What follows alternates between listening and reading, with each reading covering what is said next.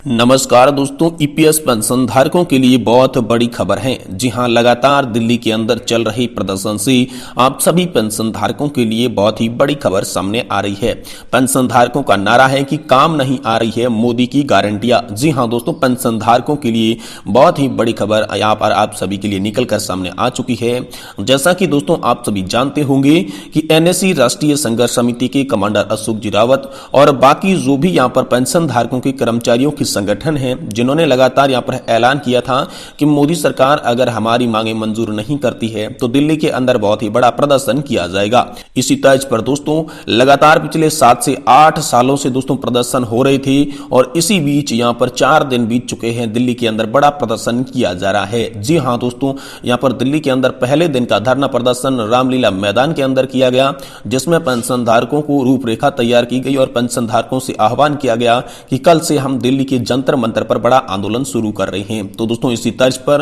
एक दिन के धरना प्रदर्शन के बाद दिल्ली के जंतर मंतर पर बड़ा यहां पर धरना प्रदर्शन शुरू हुआ है। दिल्ली के जंतर मंतर पर 3 दिन का धरना प्रदर्शन हो चुका है। आज प्रदर्शन का चौथा दिन है। तो दोस्तों हम देखते हैं कि एक दिन का धरना प्रदर्शन जो रामलीला मैदान में हुआ, बाकी 3 दिन जंतर मंतर पर, आखिर 4 दिनों के अंदर आप सभी ईपीएस 95 पेंशन धारकों के लिए क्या बड़ी खबर आई। आखिर इस धरना प्रदर्शन से कौन कौन सी नेतागण जो थे उन्होंने आश्वासन दिया, कौन कौन से नेतागणों से उनकी बातचीत हुई और साथ ही पीएम मोदी को लेकर पेंशन धारकों ने जो मुख्य बात कही थी, आखिर वह बात क्या है और आप सभी की 4 सूत्रीय मांगों में से कौन कौन सी मांगे मंजूर होने वाली है और जो लोग ओपीएस को लेकर यहां पर प्रदर्शन कर रहे थे उन सभी पेंशन धारकों के लिए भी एक बहुत ही बड़ी खबर आ रही है, क्योंकि सरकार ने ओपीएस की मांग कर रहे सभी कर्मचारियों को पुरानी पेंशन योजना की तरह लाभ देने का आह्वान किया है। तो दोस्तों इसके बारे में हम आज की इस वीडियो के अंदर पूरी की पूरी विस्तार से जानकारी को जानने वाले हैं, इसलिए आपसे निवेदन रहेगा कि आप इस वीडियो को लाइक कर दें, साथ ही चैनल को सब्सक्राइब करें। लेकिन अगर आप पेंशन धारक नहीं हैं तो दोस्तों अभी से इस वीडियो को छोड़ के चले जाइए, क्योंकि आज का ये महत्वपूर्ण वीडियो सिर्फ पेंशन धारकों के लिए बनाया गया है। तो सबसे पहले हम बात करते हैं दिल्ली के अंदर हो रहे धरना प्रदर्शन की। तो दोस्तों आप सभी लोग जानते होंगे कि राष्ट्रीय संघर्ष समिति जो कि एनएससी है, जिसके कमांडर है अशोक जी रावत, उन्होंने बीते दिनों में ऐलान किया था कि दिल्ली के अंदर एक बड़ा धरना प्रदर्शन करने की जरूरत है। साथ ही कर्मचारियों के अनेक संगठनों ने भी आह्वान किया था कि दिल्ली के अंदर ज्यादा से ज्यादा संख्या में कर्मचारी और पेंशन धारक पधारे। तो दोस्तों इसी तर्ज पर पिछले 4 दिनों से लगातार यहां पर जो है वो धरना प्रदर्शन दिल्ली के अंदर किया जा रहा है, जिसमें एक दिन का धरना प्रदर्शन रामलीला मैदान के अंदर किया गया, जिसमें सभी पेंशन धारकों को यहां पर आगे की कार्यवाही के लिए रणनीति बताई गई और पेंशन धारकों को अपनी मांगे कैसे मंजूर करवानी है इस सरकार से, उसके बारे में बातचीत हुई। एक दिन का धरना प्रदर्शन जब संपन्न हुआ तो आह्वान किया गया कि अब की बार यह धरना प्रदर्शन दिल्ली के जंतर मंतर पर किया जाएगा। ठीक उसके दूसरे दिन बाद ही जंतर मंतर पर यह धरना प्रदर्शन शुरू हुआ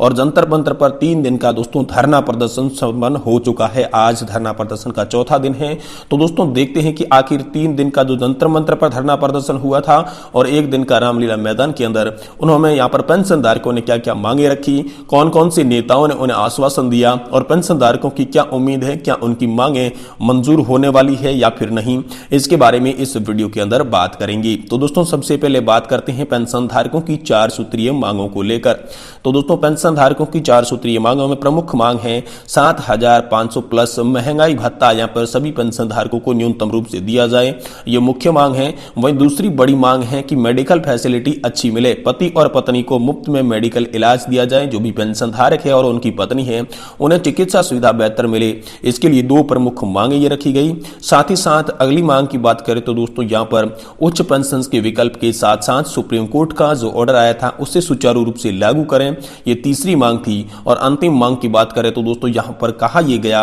कि जो भी इस सोशल सिक्योरिटी की नेट में नहीं है उन्हें इस सोशल सिक्योरिटी की नेट में लाया जाए और उनकी भी सामाजिक सुरक्षितता सुनिश्चित की जाए। इन 4 सूत्रीय मांगों को लेकर लगातार जो कर्मचारी संगठन है एनएससी राष्ट्रीय संघर्ष समिति है वो दोस्तों 7 से 8 सालों से प्रदर्शन कर रही है। और इस धरना प्रदर्शन में यह भी बताया गया कि पीएम मोदी से 2 बार मुलाकात मुलाकात होने के बावजूद भी पेंशन धारकों की कोई भी मांगे मंजूर नहीं हुई है। तो एक बार फिर से यहाँ पर दिल्ली के अंदर प्रदर्शन हो रहा है, जिसमें दोस्तों आप सभी को यहाँ पर नेतागणों का भी काफी सारा लाभ मिल रहा है। यहाँ पर पेंशन धारकों के हित चिंतक के रूप में कहे जाने वाले हेमा मालिनी जी ने भी कहा था कि पेंशन की संपूर्ण मांगों को मंजूर करवाने की मैं जिम्मेदारी लेती हूं। पेंशन की मांगों को मैं मंजूर करवाने की पूरी कोशिश करूंगी। साथ ही यहाँ पर श्रम मंत्री भूपेंद्र यादव ने भी आश्वासन दिया था कि आप सभी की ये जो मांगे जायज हैं, जिनमें से प्रमुख दो मांग जो कि 7,500 प्लस डीए की पेंशन के साथ साथ मुफ्त मेडिकल सुविधा हस्बैंड एंड वाइफ को कैसे मिले,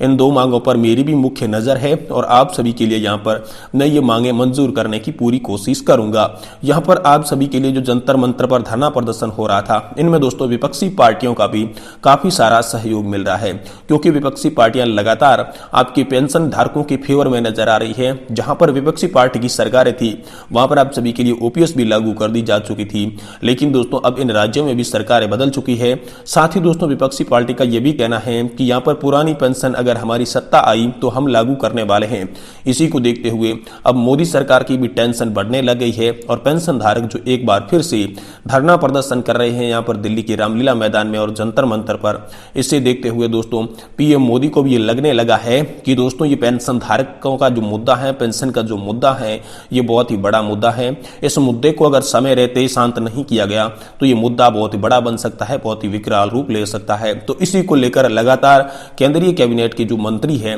वो लगातार रामलीला मैदान में आई थी, जिसके बाद जंतर मंतर पर आकर लोगों को आश्वासन भी दे रहे हैं कि पीएम मोदी की सरकार आप सभी पेंशन धारकों के लिए काम कर रही है और जल्द ही आप सभी पेंशन धारकों को यहाँ पर उचित लाभ मिलने वाले हैं। लेकिन दोस्तों तमाम मिल रही आश्वासनों के बीच कर्मचारियों के संगठन और राष्ट्रीय संघर्ष समिति ने आह्वान किया है कि अगर 2024 से पहले पेंशन धारकों की 4 सूत्रीय मांगों को मंजूर नहीं किया गया तो पेंशन धारक वोट फॉर ओपीएस करेंगे। वहीं दोस्तों बात करें आप सभी के लिए एक प्रमुख बड़ी खबर की, तो दोस्तों आप सभी के लिए एक प्रमुख बड़ी खबर निकल कर आ रही है कि काम नहीं आ रही मोदी की गारंटी। दोस्तों मोदी ने जो आश्वासन दिया था 2 बार मिलने के बाद, जब प्रधानमंत्री मोदी से 2 बार मुलाकात हुई थी, तब उन्होंने जो आश्वासन दिया था उस आश्वासन का कोई भी असर नहीं पड़ा है, जिससे पेंशन धारकों में काफी सारा गुस्सा और आक्रोश नजर आ रहा है। वहीं ओपीएस की मांग कर रहे लाखों कर्मचारियों के लिए एक खुशखबरी हो सकती है, क्योंकि ओपीएस की मांग कर रहे लाखों कर्मचारियों के लिए केंद्र सरकार ने एक आदेश जारी किया है, एक अपडेट जारी किया है। इस अपडेट में केंद्र सरकार ने पुरानी पेंशन योजना की तरह गारंटीकृत पेंशन लाभ देने के लिए यहाँ पर आदेश दिया है। जी हाँ दोस्तों, जिस तरीके से आपको पुरानी पेंशन योजना के अंदर सैलरी का आधा यहाँ पर पेंशन के रूप में दिया जाता था, उसी तरीके से अब आपको नई पेंशन योजना के अंदर सैलरी का आधा पेंशन मिलेगा। इसके लिए दोस्तों वह लाने जा रहे हैं जीपीएस सिस्टम। दोस्तों न तो एनपीएस सिस्टम रहेगा न ही ओपीएस, अब आप सभी के लिए जीपीएस की योजना लागू रहेगी, जो कि आंध्र प्रदेश में चलाई जा रही है। ऐसी योजना आप सभी के लिए लाने पर विचार किया जा रहा है। ऐसा अपडेट केंद्रीय कर्मचारियों के कुछ नेतागण भी बता चुके हैं और साथ ही साथ पीएम मोदी की सरकार के कुछ मंत्रीगण का भी कहना है कि आप सभी जो एनपीएस के अंदर कंट्रीब्यूशन कर रहे हैं उसी तरीके का कंट्रीब्यूशन जारी रहेगा, लेकिन उसी तरीके के कंट्रीब्यूशन जारी रहने के बाद आप सभी को जो पेंशन मिलेगी वो पेंशन मिलेगी सैलरी की आधी, यानी कि ओपीएस की तरह पेंशन मिलेगी। यानी एनपीएस की तरह आप कंट्रीब्यूशन करेंगे तो ओपीएस की तरह पेंशन मिलेगी। इसीलिए इस जीपीएस सिस्टम को यहां पर एनपीएस और ओपीएस का मिश्रण बताया जा रहा है। तो ओपीएस की मांग कर रहे लाखों कर्मचारियों के लिए विकल्प बन सकती है जीपीएफ, और दोस्तों सरकार भी इस पर विचार कर रही है। अब देखते हैं आंध्र प्रदेश का ये जो जीपीएस का मॉडल है ये सरकार आप सभी के लिए कब तक लागू करती है। इसको लेकर हाल फिलहाल में कोई भी पुख्ता अपडेट, पुख्ता सबूत सामने नहीं आया है, लेकिन इसको लेकर जैसे ही कोई बड़ी खबर होगी हम इस चैनल के माध्यम से आपको तुरंत देने की कोशिश करेंगे। इसीलिए दोस्तों आपसे निवेदन है कि आप इस चैनल को सब्सक्राइब कर लें, साथ ही वीडियो को लाइक करके अपने दोस्तों के साथ शेयर जरूर करें। आज की वीडियो को देखने के लिए आपका बहुत बहुत धन्यवाद।